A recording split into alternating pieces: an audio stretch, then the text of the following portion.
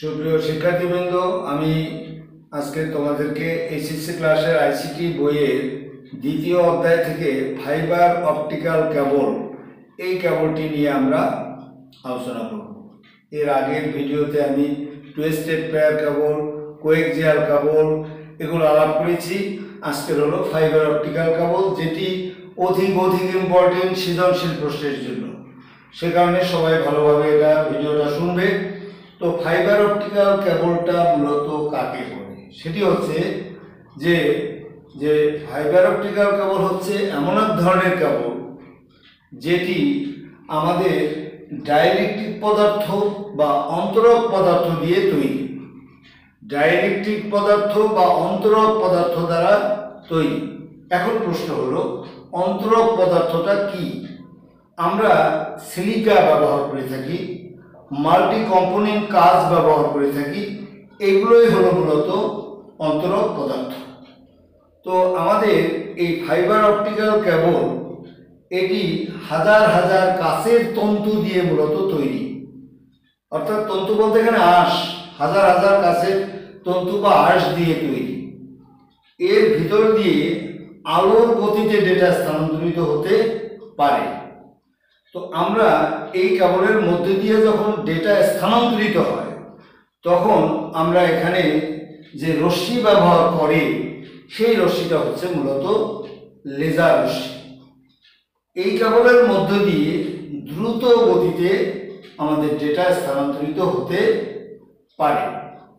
তো আমরা এই যে বাংলাগুলো আমি বললাম যে এই ফাইবার অপটিক্যাল কেবল এটা ডাইইলেকট্রিক পদার্থ দ্বারা তৈরি বা অন্তরক পদার্থ দ্বারা তৈরি।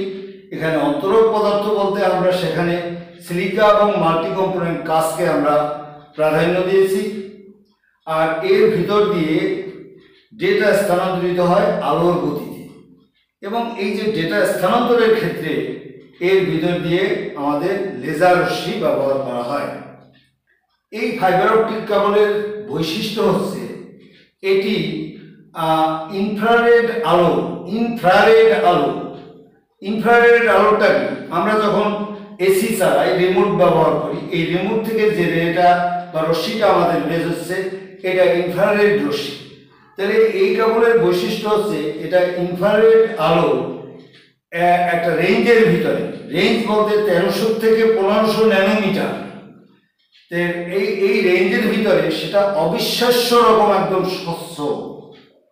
তো এই স্বচ্ছতার কারণে এখানে শোষণ ঘটে, আলোক রশ্মির শোষণ ঘটে, আর এই শোষণের কারণে এর ভিতর দিয়ে অধিক দূরত্বে ডেটা স্থানান্তরিত হতে পারে।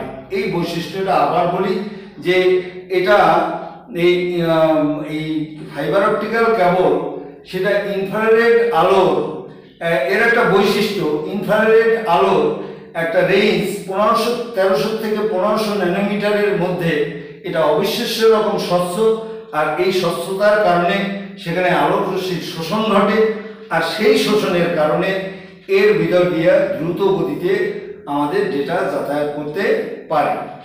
এই ফাইবার অপটিক্যাল কেবলের এখন দেখো, এই ফাইবার অপটিক্যাল কেবলের এই যে মাঝখানে আমাদের এই যে এটা ডাইইলেকট্রিক পদার্থ দ্বারা তৈরি।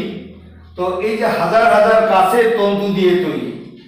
তো এই যে কাঁচের তন্তু, একে আবার প্রোটেকশন দেওয়ার জন্য এর উপরে এরকম একটা আমাদের প্রলেপ দেওয়া হয়েছে, এবং এটাকে আরো প্রোটেকশন দেওয়ার জন্য এটার উপরে আবার প্লাস্টিকের জ্যাকেট পরিয়ে দেওয়া হয়েছে।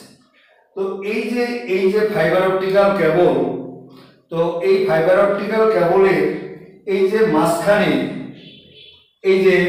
মাঝখানের যে অংশটা আছে, এই অংশটা আমাদের প্রতিসরাঙ্ক বাইরের অংশের প্রতিসরাঙ্কের চেয়ে আমাদের বেশি থাকে। তো এখন দেখো, এই অংশের, তাহলে যে অংশের প্রতিসরাঙ্ক সবচেয়ে বেশি থাকে সেটাকে আমরা বলে থাকি কোর, আর এইটার নাম হচ্ছে আমাদের ক্লাড, আর এইটার নাম হলো আমাদের জ্যাকেট। তাহলে একটা ফাইবার অপটিক্যাল কেবলের 3টা অংশ থাকে, কোর, ক্লাড, জ্যাকেট। বলা হয়েছে যে এই সবচেয়ে মাঝখানের যে মানে সেন্টারের যে অংশটা, এই অংশের প্রতিসংখ্য হলো সবচেয়ে বেশি, আর এই বাইরের অংশের প্রতিসংখ্য সবচেয়ে কম। এই প্রতিসংখ্যের পার্থক্যের কারণে আমাদের দেখা গেছে যে এখানে পূর্ণ অভ্যন্তরীণ প্রতিফলন ঘটে, আর এই পূর্ণ অভ্যন্তরীণ প্রতিফলনের কারণে এর ভিতর দিয়ে ডেটা দ্রুত গতিতে আমাদের যেতে পারে। তো এই ফাইবার অপটিক্যাল কেবলকে আমরা নেটওয়ার্কের ব্যাকবোন হিসাবে বিবেচনা করে থাকি, যা এমসিকিউতে আমাদের দেয়। তাছাড়া এটি ইলেকট্রোম্যাগনেটিক প্রভাব মুক্ত, অর্থাৎ ইএমআই এই প্রভাব মুক্ত থাকে বলে এটার ভিতর দিয়ে আমাদের ডেটা দ্রুত গতিতে যেতে পারে।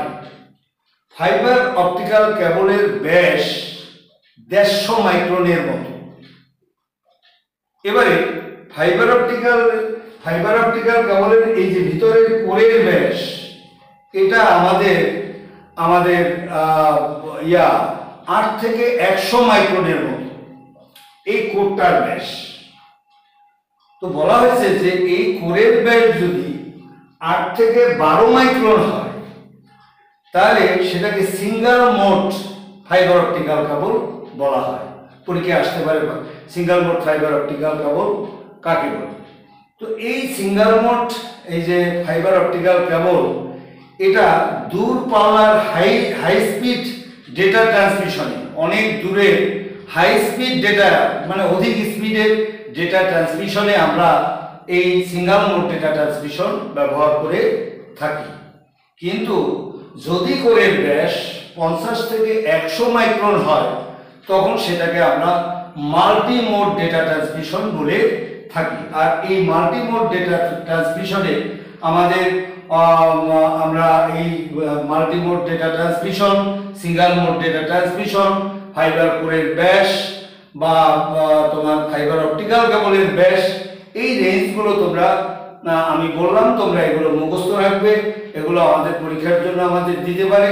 আর একটু সামান্য কথা বলি, সেটি হচ্ছে যে ফাইবার অপটিক্যাল কেবলটাকে যদি আমরা সাগরের মধ্য দিয়ে, সাগরের মাটির নিচ দিয়ে আমরা যদি এটাকে নিয়ে যাই, তখন এটার আবার আমরা ভিন্ন নামে তাকে আমরা আখ্যায়িত করতে পারি ফাইবার অপটিক্যাল কেবলকে। তো সকলকে অনেক ধন্যবাদ। তো আমার ভিডিও ভালো লাগলে এটাকে লাইক এবং সাবস্ক্রাইব করুন।